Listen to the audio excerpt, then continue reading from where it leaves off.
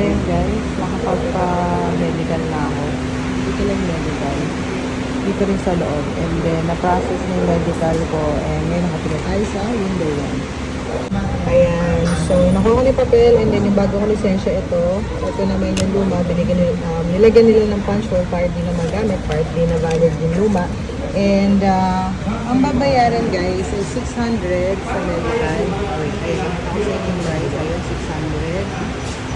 And then, dito sa LTOI, for the renewal, it's 585. So, sobrang dali lang dito mag-renew guys sa may Alabang Town Center. Again, hindi siya sa loob ng Alabang Town Center, sa labas. Sa gilid. Part ng building pero sa gilid.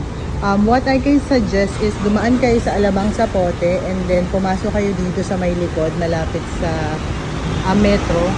Pwede kayong mag-park dyan, I think. Or sa mall, pero lalakad kayo